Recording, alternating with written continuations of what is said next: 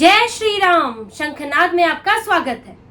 कहा जाता है कि ज्यादा चालाकी खुद पर ही भारी पड़ती है, आदमी को 2 गुना नुकसान उठाना पड़ता है। और अरविंद केजरीवाल के साथ भी यही हुआ है। उन्होंने गिरफ्तारी के समय शराब घोटाले में जेल जाते हुए जो चालाकी दिखाई, उस चालाकी का खामियाजा उन्हें जमानत के वक्त भुगतना पड़ा। और यही चालाकी का नतीजा है कि आज अरविंद केजरीवाल को जेल से बाहर आकर भी सीएम पद से इस्तीफा देना पड़ रहा है। अरविंद केजरीवाल ने बड़ी चालाकी दिखाते हुए जेल में भी सीएम पद नहीं छोड़ा, पार्टी का संयोजक पद नहीं छोड़ा। मैं जेल से ही सरकार चलाऊंगा, मैं दिखाऊंगा कि आप मुझे पद से नहीं हटा सकते, आम आदमी पार्टी को नहीं तोड़ सकते। बड़े बड़े बयान दिए अरविंद केजरीवाल ने जेल में रहते हुए। वो करीब 6 महीना जेल में रहे, दिल्ली का काम रुका रहा, उनकी पार्टी में समस्याएं होती रही, पार्टी के काम रुके रहे, लेकिन अरविंद केजरीवाल ने मुख्यमंत्री पद से इस्तीफा नहीं दिया। यहाँ तक कि मनीष सिसोदिया के बाहर आने के बाद भी उन्हें उप मुख्यमंत्री नहीं बनाया, क्योंकि अरविंद केजरीवाल बहुत डरपोक और इनसिक्योर किस्म के आदमी हैं। उन्हें तो डर ये था कि कोई और मुख्यमंत्री बन जाएगा तो पार्टी का सर्वे सर्वा, सरकार का सर्वे सर्वा हो जाएगा, मेरी वैल्यू खत्म हो जाएगी, फिर आने वाले चुनाव में वो आदमी भी उतना ही हाईलाइट होगा। और वो ये नहीं चाहते कि पार्टी में कोई भी उनके बराबर का कद रख सके, पार्टी में कोई भी उनके बराबर की जिम्मेदारियां संभाल सके। तो इसलिए उन्होंने जेल में रहते हुए भी मुख्यमंत्री का पद नहीं छोड़ा। लेकिन अब ये चालाकी उन पर भारी कब पड़ गई, जब वो जमानत लेने पहुंचे। अरविंद केजरीवाल एकमात्र ऐसे सीएम हैं जिन्होंने गिरफ्तारी के बाद भी इस्तीफा नहीं दिया। यहाँ तक कि उनकी अपनी पार्टी में भी मनीष सिसोदिया जब जेल गए तो उन्होंने सारे पदों से इस्तीफा दे दिया, लेकिन अरविंद केजरीवाल ने पद पर कब्जा रखा। और जब वो जमानत लेने पहुंचे तो उन्हें सुप्रीम कोर्ट से जमानत तो मिल गई, लेकिन सीबीआई ने शर्तें लगवा दी। सीबीआई ने कोर्ट के सामने मांग रखी कि क्योंकि ये अभी मुख्यमंत्री हैं, पद पर बने हुए हैं, तो इनके ऊपर कुछ शर्तें रखी जाए ताकि ये गवाहों को, सबूतों को प्रभावित न कर सके, छेड़छाड़ न कर सके, ऐसी फाइलों तक पहुंच न बना सके जिसके कारण शराब घोटाले के इस मामले पर असर पड़ता हो। अब ये बात कोर्ट को भी ठीक लगी कि भाई वो तो मुख्यमंत्री हैं, उनके पास सारी पावर है, बाहर निकल के वो सीधे दिल्ली सचिवालय जाएंगे, अपने दफ्तर जाएंगे, फाइलें मंगाएंगे, कुछ भी कर सकते हैं। पहले भी मामला आया था कि सीएम के घर में जो मीटिंग हुई उसके मिनट्स ऑफ मीटिंग गायब हो गए। तो अरविंद केजरीवाल के ऊपर सीएम होने के कारण शर्तें लगा दी गई। लेकिन इससे ठीक पहले आप देखिए हेमंत सोरेन, उनको भी जमानत मिली थी। हेमंत सोरेन भी बाहर निकले और सीएम बन गए, लेकिन हेमंत सोरेन पर कोई भी पाबंदी नहीं लगी, सीबीआई ने कोई मांग नहीं की। क्यों नहीं मांग की? क्योंकि हेमंत सोरेन ने गिरफ्तारी से पहले इस्तीफा दिया था मुख्यमंत्री पद से, चंपई सोरेन को मुख्यमंत्री बनाया था और फिर वो जेल गए थे। अब जब वो जमानत मांगने गए तो सीबीआई के पास कोई अधिकारी नहीं था कि उनके ऊपर किसी तरह की पाबंदियां लगवा सके, क्योंकि वो मुख्यमंत्री नहीं है। आप तो ये भी नहीं कह सकते कि बाहर निकल के मुख्यमंत्री नहीं बनेंगे, ऐसा कोई पाबंदी, ऐसा कोई आदेश कोर्ट नहीं दे सकता। और जब वो मुख्यमंत्री नहीं है तो आप सचिवालय जाने से, दफ्तर जाने से तो रोक लगा ही नहीं सकते। इसीलिए हेमंत सोरेन पर कोई पाबंदी नहीं लगी। अब तक किसी भी मुख्यमंत्री जो भी गिरफ्तार हुए हैं, क्योंकि वो इस्तीफा देकर आ जाते हैं तो उन पर पाबंदी नहीं लगती, सिवाय 1-2 पाबंदियों के, जो कि ये हर किसी पर लगती है कि आप केस के बारे में बात नहीं करेंगे, गवाहों सबूतों से मिलना जुलना, उनसे छेड़छाड़ नहीं करेंगे। लेकिन आप अपने दफ्तर नहीं जा पाएंगे, सचिवालय नहीं जा पाएंगे, आप तक फाइल एलजी के अप्रूवल से आएगी, आप कोई फाइल भी नहीं देख पाएंगे डायरेक्ट, आप किस बात के सीएम रहे। लेकिन अरविंद केजरीवाल पर ये शर्तें लगी। हेमंत सोरेन ने नियमों का पालन किया, उन्होंने इस्तीफा दिया, फिर जेल गए, इसीलिए उनको इस मुश्किल स्थिति का सामना नहीं करना पड़ा।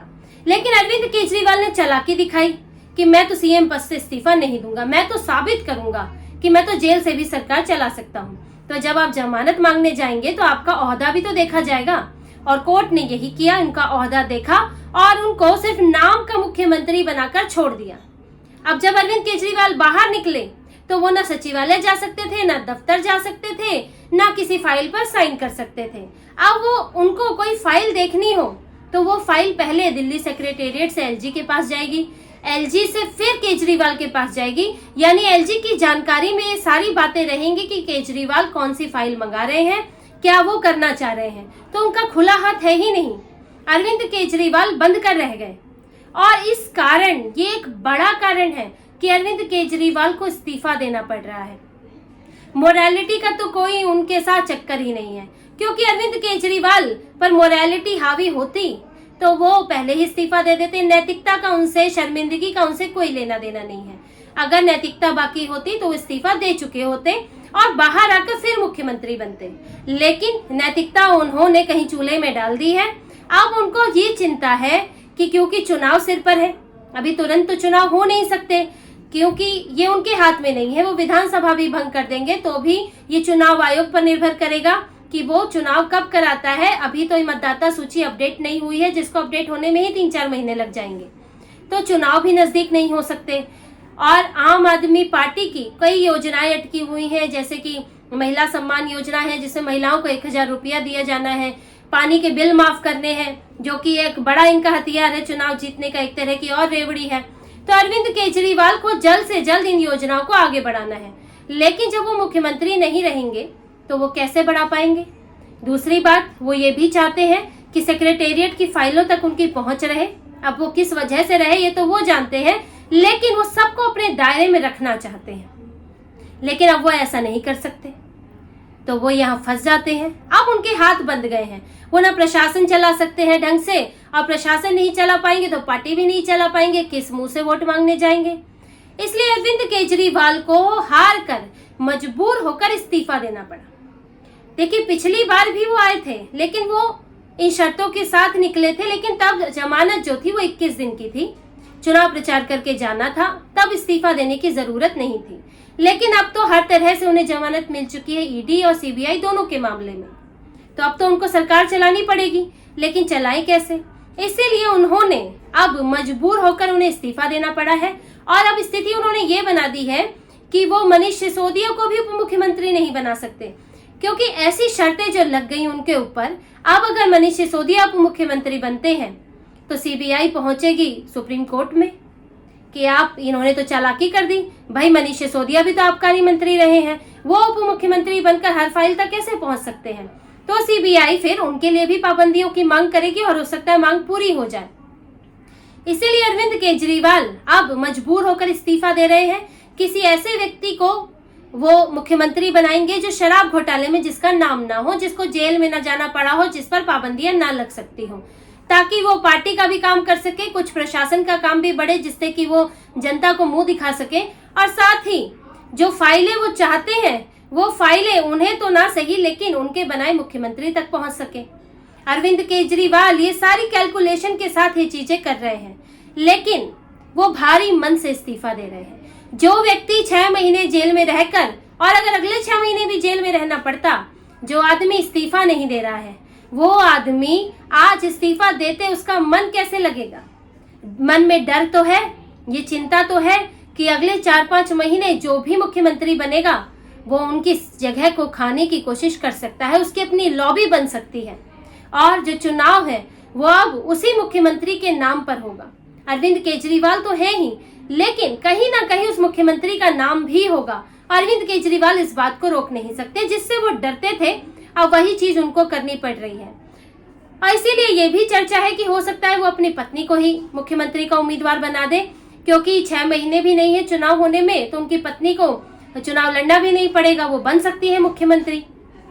तो अरविंद केजरीवाल अब ये सारी कैलकुलेशन कर रहे हैं, लेकिन अपनी उस चालाकी के कारण अगर उन्होंने इस्तीफा नहीं दे दिया होता, अगर वो इस्तीफा देकर जेल जाते और फिर वहां कोई पोर्टफोलियो नहीं रहता, फिर वो जमानत लेते तो उन पर कोई पाबंदी नहीं लगती, फिर वो बाहर आकर मुख्यमंत्री बन सकते थे। लेकिन उन्होंने ऐसा नहीं किया और वो डरते रहे, वो असुरक्षित रहे। ये तो उनको है, वो अपनी पार्टी पर कब्जा चाहते हैं, सरकार पर कब्जा चाहते हैं, जिसका खामियाजा उन्हें जमानत पर भुगतना पड़ा है।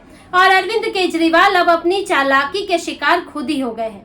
इसीलिए अब वो एक नई तरह की परिस्थितियों में है कि अब किसको मुख्यमंत्री बनाऊं, और अगर बना दूं तो उसके बाद मेरी राजनीति का क्या होगा, दिल्ली की जनता उसे किस तरह देखेगी, पार्टी के लोग उसे किस तरह देखेंगे। अब ये सारे सवाल अरविंद केजरीवाल के सामने हैं।